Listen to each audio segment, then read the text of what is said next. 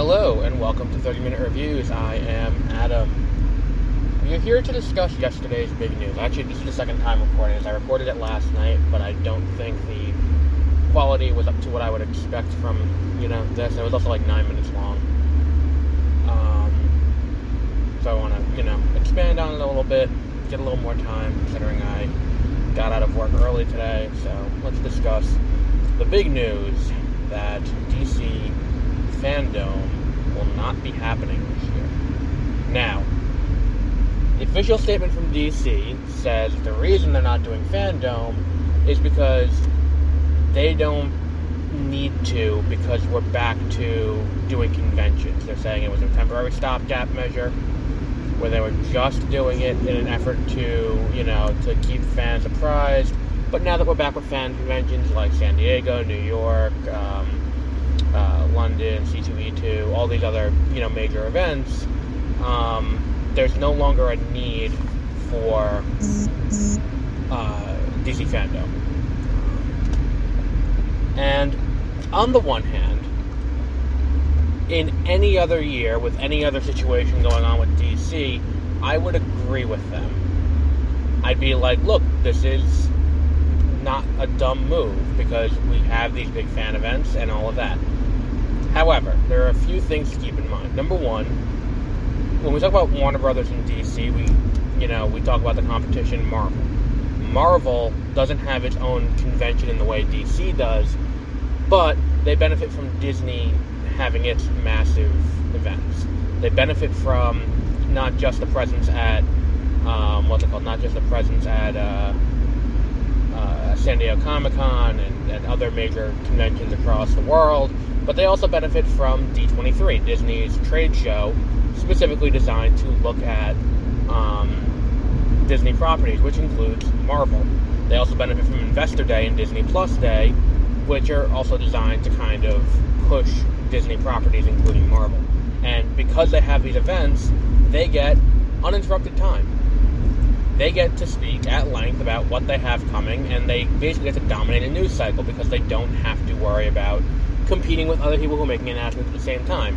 So if we have a situation like this year where DC shows up to Comic-Con at 9 in the morning for their big cinematic panel, the same day as it's the same day as Marvel's huge Phase 4 and 5 panel, it's going to get swallowed up and forgotten. That's just the way it is, because they didn't come strapped with enough. So if you don't bring enough, you're going to get forgotten. If you do your own event, you can dominate the news cycle, especially if you do it on a weekend like they did the last two times they did DC Fandome. I think the real reason they decided not to do DC Fandome this year has nothing to do with the stated reason. I think that even if we were in the middle of a pandemic, DC Fandome would not be happening this year, because as of right now, there is no head of DC Films. Everything that was announced last year, only one of them has actually come out so far. That's it. Of everything they talked about last year, there's been one thing that has come out. One thing. They actually released, They actually released the Batman. Besides the Batman, they have not released anything else. And of the other stuff that is, going to happen this year, Black Adam will be coming out before the end of the year. But everything else has been delayed into next year. And it's not great to come strapped with that. On top of that, weren't they working on a Milestone universe? And a Milestone revival we haven't heard anything about? Weren't we hearing about Milestone Comics getting animated adaptations for characters like Icon and things like that? No word on that. Isn't there a Static Shock movie allegedly in development? No word on that. Isn't there there's a Blue Beetle movie, we have no idea what's going on, and Batgirl has been canceled. So, what else is there? What else is there that they can come to this convention with and be like, look at this thing? Where you can't hold a convention like this from not being in a position of strength. You have to come to this in a position of strength, otherwise you're just going to look stupid. You're going to show up and you're going to be like, well, here's what we're doing. We don't have a head of the film department yet, but here's the thing. Look at how Marvel has held their events, and it's very obvious what they're doing. And it's the same thing Universal tried with the Dark Universe. And the idea is, well, Marvel has this vast cinematic universe. Let's do that. Let's make a cinematic universe because people like that, and people will go and see that, and that's making billions of dollars, and that's a good idea. And you got a little bit of that with what Zack Snyder did, but you don't really got anything else happening. Like, you know, what I do, if it's me, and I'm Zaslav. I mean, first of all, I wouldn't have canceled Batgirl. But number one, I hire Greg Berlanti. Greg Berlanti is my guy to run DC Films. Because I'm picking him because if we need someone who has a track record, a proven track record of running a DC live-action project for over a decade that culminates in a massive event, it's Greg Berlanti. And he did it on network TV. Because, like it or not, they started with one show about a guy who shoots an arrow, and they ended up with a Crisis on Infinite Earth crossover that led to, a massive crossover with, there was a kind of a celebration of everything DC from the past and the present and the future. And it was such a great way to end off that thing, and then it's kind of meandered on after, but whatever. Looking at what this means, like if I'm a viewer, I bring him in, and then what I do is I go in and I'm like, all right, so right now we have this movie, and this movie coming out. We are releasing these movies anyway. We will keep what we like from these movies and what audiences respond to, and we will be ditching the rest. So like Gal Gadot, if people still like her, and if she wants to come back and do this wider thing, she can come back, although I don't think that's likely after Wonder Woman 3. If Wonder Woman 3 happens, there's a distinct chance Wonder Woman 3 does not happen. So after that, it's like, all right, we have Wonder Woman 3. We have that would be what I would do. I would be like, okay, so here's the Flash. Here's footage from the Flash. Inexplicably, we're still releasing the Flash, but here it is. And then it's like, all right, here's another trailer for Shazam. Here's another trailer for Black Adam, probably a final trailer for Black Adam. Gives you a little bit more story details, which is why I'm concerned about that movie, is that none of the trailers so far have given any story details about what it is. It's just, here's The Rock as Black Adam for 2 minutes, and it's like, is that what the movie's going to be? 2 hours of The Rock as Black Adam? Which, okay, but like, we have a plot maybe? What are we going to see him do as Black Adam? So, that is what's it called? That is something else that is, that they should be doing. And then it's like, all right, so here is what's going on with Blue Beetle. Here's what's going on with other projects we have announced. And then it's like, okay, and now here's the new head of DC Films and how this all kind of blends together, and he will talk about what we're doing next. And then if I'm him, I step in and I'm like, okay, so here's what we're doing.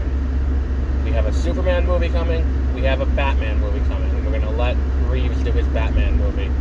We're going to do, what else is there? We're going to do we're going to have Green Lantern on TV. We're going to have another Wonder Woman movie. Maybe we're recasting. Maybe, who knows? I mean, whatever.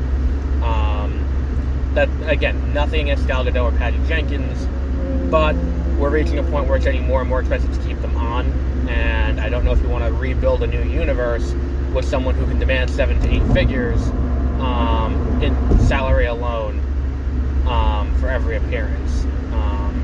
Unless you're going to finish her trilogy off and then have her just show up in supporting capacity for Justice League team-ups. And then you go in and you're like, here's what we're doing. Here's this character. Here's this character. Here's casting. Here's this. Here's this. Here's what to expect. And then it's like, look, we know what you care about. We know you want to see where this is going. Then we're going to do our Justice League movie. If I'm doing a Justice League movie, my first one, I don't start with an Apocalypse villain. I say we start with Vandal Savage.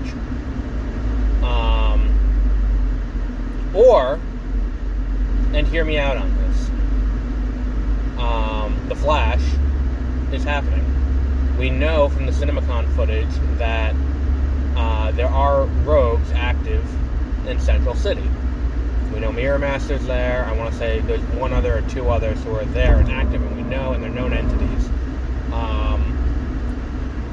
I say we just kill off Barry Allen in between movies and introduce Wally West and have Wally West lead from then on. That would be my idea. I don't know if that's necessarily feasible or how we would go about doing that, but I feel like that's the best entry that's not bringing in, like, I think recasting Ezra Miller is a bad idea. I think bringing back Ezra Miller is a worse idea. I think just abandoning and pretending that it's not Barry Allen and is going forward with something else is the best way to handle this, and then bring back Barry Allen in the future. I think that's the best way to do it. I mean, I know you need Barry for Crisis, but at the end of the day, I mean, let's put this in this perspective. When they did Crisis on the CW, the episode for The Flash of that crossover is Barry shows the death of, shows the death of Barry Allen, but not Grant Gustin's Barry Allen, the Barry Allen from the 90s TV show, in this great send-off where he's sacrificing himself. And that episode, by the way, if you haven't seen that episode, and I know a lot of people haven't, but there's a lot of great moments of heroism in that episode, and it's small things that, like, really, I don't know if impressed me is the right word, but, like, look at, look at the episode with, in that first trailer for Endgame, when they show Scott showing up at the Avengers compound, and he goes, he goes, I'm Scott Lang, and it's like, when that trailer came out, I was like, I love the idea that Scott is such a good person that he comes back being missing for 5 years, finds out what happened, and immediately goes to the Avengers to see what would help, see how it can help fix things. Like, I love that idea. And the same thing goes for Jefferson Pierce in that, where he's introduced after, and China Emmett Lamb puts on a great performance in the episode of, in the episode of Black Lightning that leads into it, Earth Crisis. But she put, like, he shows up after his world's destroyed. He's the only one who is saved. And he shows up, and he looks at Barry and talks to Barry for a very small interaction, and Barry's like, we need your help, can you help us? Can you do this? And it's like, it may kill you, and he's like, I don't care, I'm going to help. And it's into that. But then also, when they find out who it is on the cosmic treadmill that's powering the antimatter, it's Barry from Earth. What's it called? It's Barry from the 90s TV show, played by John Wesley Shipp. And he's the one on there, and he has to make the choice to sacrifice himself, and Grant gets to live, because Grant was preparing for his death through the entire episode. And it's this great moment, and the thing is too, it's this really great moment where it's like they show a flashback to the show where it's him talking to Tina, who is his love interest on the show, not Iris. Iris is only in one episode, but he's talking to his love interest, and it's this great little moment right before he dies, and that's the end of that character. It's a great little send-off, and I think there's a world where you do that same thing with Grant for Crisis if you kill off Ezra Miller's Flash and do it as Wally West going forward, where it's like they go to, they see that he's there, and then they go to they have to free him, and then he has to make the choice to do that, and he gets that flashback of that moment, maybe that moment with Iris, and then moving on from there. I think that's the best way to handle it, and that would solve that problem. I think I've just solved DC's problems, so they should be paying me, but I feel like that's what I would do. if it's me. And that's what they should have gone up and done, is that announcement, where it's like, I think you need the fandom this year more than either other year because of how much conjecture there is about the state of DC entertainment. And I think that a convention experience where there's no recording of the panel in a lot of cases, and you're getting secondhand information from people who are physically there, will not improve the situation, and in fact has more potential to do more damage than good. And I think that that's a larger part of this problem that they need to address. That, look, we understand we've had a lot of bad press lately because of X, Y, and Z, and we're here to set the record straight about everything. Here's what we're doing. Here's what we're not doing. Here's what's being taken off the table entirely. Here's what we're doing going forward. Here's the new head of DC Films. Here's everything that's happening. And I think doing that would be better than the constant conjecture we're getting about it. Or just do it like a massive Q&A. Where it's like, look, here's the new head of DC Films, and here's Victor Zaslav. They're here to answer your questions, because we know that you as fans have a problem with what's going on here, and there's a lot of